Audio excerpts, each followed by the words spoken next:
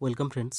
এই ভিডিওতে আমরা আলোচনা করব 2021-22 পরীক্ষার জন্য উচ্চ মাধ্যমিকের এবিটিএ টেস্ট পেপার থেকে বায়োলজির SC 10 এই পেজটা সলভ করব।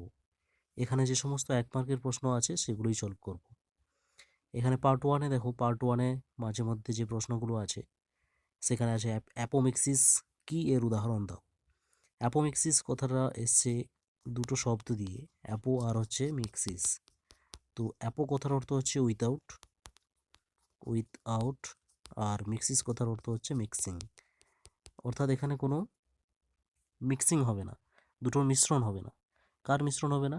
এখানে হচ্ছে মিওসিস এবং নিষেক দুটোই ছাড়া যখন অযৌন জনন সম্পন্ন হয় তখন সেটাকে বলা হয় অ্যাপোমিক্সিস। ঠিক আছে, মিওসিস ও নিষেক ছাড়া যখন অযৌন জনন ঘটে তখন তাকে বলা হয় অ্যাপোমিক্সিস। এর উদাহরণ কি হবে? এর উদাহরণ হবে উদ্ভিদের অঙ্গজ জনন। ওকে, এরপরে এখানে প্রশ্ন আছে 1 মার্কের। প্রশ্ন আছে ম্যালিগন্যান্ট ম্যালেরিয়ার জীবাণুর বিজ্ঞানসম্মত নাম কি হবে? ম্যালিগন্যান্ট ম্যালেরিয়ার জীবাণুর বিজ্ঞানসম্মত নাম হচ্ছে plasmodium falciparum. Plasmodium falciparum. Okay, এরপরে আছে ইন্টারফেরন অনাক্রমতা কোন জাতীয় সংক্রমণের বিরুদ্ধে ক্রিয়াশীল হয়? এটার উত্তর হবে ভাইরাস। ভাইরাসের বিরুদ্ধে ইন্টারফেরন করিত হয়। তারপরে প্রশ্ন আছে আণবিক কাঁচি, আণবিক আঠা বলতে জৈব প্রযুক্তিতে কোন দুটি উৎসেচককে বোঝানো হয়েছে? আণবিক কাঁচি বলতে বোঝানো হয়েছে রেস্ট্রিকশন এন্ডোনিউক্লিয়েজকে। রেস্ট্রিকশন এন্ডোনিউক্লিয়েজ। আর আণবিক আঠা বলতে বোঝায় লাইগেজ উৎসেচককে। ঠিক আছে, এরপরের প্রশ্ন দেখো, আইইউডি কি? আইইউডি কথার অর্থ হচ্ছে ইন্ট্রা ইউটেরাইন ডিভাইস। এটা হচ্ছে এক ধরনের যন্ত্র বা একটা উপাদান যেগুলো ধাতু বা প্লাস্টিক দিয়ে তৈরি হয়, যেগুলো হচ্ছে বার্থ কন্ট্রোলের জন্য ব্যবহার করা হয়। এর উদাহরণ হচ্ছে কপারটি, এটা। ঠিক আছে, তারপরে প্রশ্ন আছে এখানে হ্যালুসিনোজেনিক শ্রেণীভুক্ত একটি ড্রাগের নাম লেখো। হ্যালুসিনোজেন শ্রেণীর ড্রাগের নাম কি হবে? এলএসডি হবে। এলএসডির পুরো নাম জানো তোমরা, লাইসেরজিক অ্যাসিড ডাইইথিলামাইড। ঠিক আছে, এছাড়া হচ্ছে গাঁজা হবে, এগুলো। নেক্সট প্রশ্ন আছে কোলোস্ট্রামে কোন অ্যান্টিবডি থাকে? কোলোস্ট্রামে থাকে IgA, এই অ্যান্টিবডিটা পাওয়া যায়। তারপরে প্রশ্ন 1 মার্কের আছে কোন হরমোনের প্রভাবে ওভুলেশন ঘটে অর্থাৎ ডিম্বাণু নিঃসরণ ঘটে? এটা হবে LH আর হচ্ছে ইস্ট্রোজেন।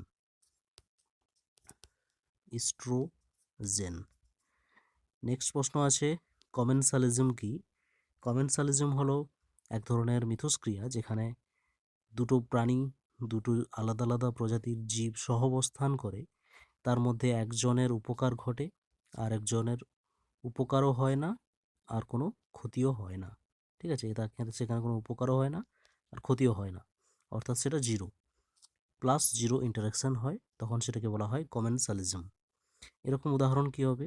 হাঙর মাছের নিচের দিকে তলদেশে কিছু চোষক মাছ থাকে, এখানে তাদের মধ্যে যে সহযোগিতা বা মিথজীবিতাটা দেখা যায় সেটাকে বলা হয় কমেনসালিজম। এরপরের প্রশ্ন আছে পুরুষের স্থায়ী বন্ধ্যাকরণ পদ্ধতিটির নাম কি? এটা হবে ভ্যাসেকটমি। অর্থাৎ এখানে কি করা হবে? ভাস ডিফারেন্সকে কেটে বাদ দেওয়া হয়। নেক্সট প্রশ্ন এখানে একদম পার্ট বিতে আছে, সপুষ্পক গুপ্তবীজী উদ্ভিদের ডিম্বকের ভ্রূণস্থলীটি কীরকম? হ্যাপ্লয়েড, ডিপ্লয়েড, ট্রিপ্লয়েড না পলিপ্লয়েড? ডিম্বকের ভ্রূণস্থলী ডিপ্লয়েড হবে। তারপরে আছে সমবৃত্তীয় অঙ্গের উৎপত্তি ঘটেছে কোন বিবর্তনের ফলে? সমবৃত্তীয় কাকে বলে? না, যাদের গঠন আলাদা কিন্তু কাজ একই। এদের গঠন আলাদা, উৎপত্তিগতভাবে আলাদা তারা, কিন্তু তারা কাজ একই। তাহলে এটা কি হবে? অনেকগুলো জায়গা থেকে একই জায়গাতে এসছে, এটাকে বলা হবে অভিসারী বিবর্তন। অপশান ডি হবে সঠিক। তারপরে প্রশ্ন ইউক্যারিওটিক কোষে প্রোটিন সংশ্লেষের প্রারম্ভিক কোডন প্রারম্ভিক কোডন করতে হবে AUG। নেক্সট প্রশ্ন, সবুজ বিপ্লবের জনক নরম্যান বোরল্যাগ উচ্চ ফলনশীল কি প্রকার উদ্ভিদ উৎপন্ন করেন? এটা হবে অপশন ডি, গম। নাইট্রোজেন সংবন্ধনকারী কোনটি অ্যাজোলা ফার্নের সঙ্গে সম্পর্কিত? অ্যাজোলার সঙ্গে সম্পর্কিত কে? অ্যাজোলার সঙ্গে অ্যানাবিনা মিথজীবী হিসাবে বসবাস করে। পরের প্রশ্ন, প্রসব নিয়ন্ত্রণকারী হরমোনটা কোনটা হবে? প্রসব নিয়ন্ত্রণকারী হরমোন হচ্ছে অক্সিটোসিন। নেক্সট প্রশ্ন, জন্ম নিয়ন্ত্রক রূপে কপারটি প্রতিরোধ করে, কি প্রতিরোধ করে কপারটি? এটা হচ্ছে নিষেককে প্রতিরোধ করে। সেখান থেকে কিছু কেমিক্যাল স্খলিত হয় যার জন্য স্পার্মটা নষ্ট হয়ে যায়, এর ফলে নিষেক হয় না। তারপর হচ্ছে ডারউইন এর প্রাকৃতিক নির্বাচন তত্ত্বটি কোনটির ব্যাখ্যা দেয়নি? এটা হবে প্রকরণের উৎসের ব্যাখ্যা দেয়নি। নেক্সট প্রশ্ন, কিস্টোন প্রজাতি কথার অর্থ কী? কিস্টোন প্রজাতি বলতে বোঝায় যে সকল প্রজাতি বিলুপ্তির কারণে অন্য প্রজাতি বিলুপ্তি হওয়ার সম্ভাবনা থাকে তাকে বলা হয় কিস্টোন প্রজাতি। তারপরে প্রশ্ন আছে, ইটাই রোগের দূষক পদার্থের নাম কি? ইটাই এর দূষক পদার্থ হবে ক্যাডমিয়াম। নেক্সট প্রশ্ন, রিকম্বিনেন্ট ডিএনএ টেকনোলজিতে বিচ্ছিন্ন ফরেন ডিএনএটি নিবেশিত করা হয় অপর একটি ডিএনএ অণুতে, এটিকে কি বলা হয়? একে বলা হয় ক্লোনিং ভেক্টর। নেক্সট প্রশ্ন আছে, ইকোলাই কোষের ল্যাক ওপেরন মডেলটি আবিষ্কার করেন কে? এটা হচ্ছে অপশন বি হবে জ্যাকব আর হচ্ছে মোনাড। তারপরে আছে, মানুষের 21 নম্বর ক্রোমোজোমে ট্রাইজোমির জন্য কি রোগ হয়? এটা তোমরা জানো সবাই, ডাউন সিনড্রোম হবে। 21 নম্বর ক্রোমোজোম ট্রাইজোমি অর্থাৎ 3টে হয়ে যাবে। তারপর আছে, দুটি বাস্তুতন্ত্রের অঞ্চল পরস্পরের সঙ্গে মিলিত হলে সংযোগস্থলটিকে কি বলা হয়? এরকম দুটো বাস্তুতন্ত্রীয় অঞ্চল পরস্পর যে সংযুক্ত হয়ে গেছে এই অঞ্চলটাকে বলা হয় ইকোটোন। তারপরে ইমাস্কুলেশন কি? ইমাস্কুলেশন একটা উভলিঙ্গ ফুল থেকে পুংকেশরকে কেটে বাদ দিয়ে উভলিঙ্গ ফুলকে স্ত্রী ফুলে পরিণত করার পদ্ধতিকে বলা হয় ইমাস্কুলেশন। নেক্সট প্রশ্ন আছে, capital A capital B small b genotype যুক্ত জীবের স্বনিষেক ঘটালে এই জিনোটাইপ যুক্ত জীব কোন অনুপাতে সৃষ্টি হবে? তো দেখো, এখানে যে জিনোটাইপটা দেওয়া আছে এর সঙ্গে যদি এই জিনোটাইপটার ক্রস করা হয় অর্থাৎ স্বপরাগযোগ করা হয় বা স্বনিষেক করা হয় তাহলে কি হবে? এখানে এটা কি ধরনের নিষেক হচ্ছে? এটা দ্বিসংকর জনন হচ্ছে। তো দ্বিসংকর জননের এটা F2 জেনারেশন। F2 জেনারেশনে সবগুলো ক্যাপিটাল অ্যালিল যুক্ত জিনোটাইপ কতগুলো পাই আমরা? একটাই পাই। আর টোটাল জিনোটাইপ কতগুলো পাওয়া যায়? 16টা। তাহলে এখানে হয়ে যাবে কত? 1:16 এই অনুপাতে এইটা পাওয়া যাবে। তারপরে আছে জিনোম কাকে বলে? জিনোমের সংজ্ঞা হবে হ্যাপ্লয়েড সেটে অবস্থিত জিনের সমষ্টিকে বলা হয় জিনোম। নেক্সট প্রশ্ন আছে, সিফিলিস এর প্যাথোজেনটির নাম কি?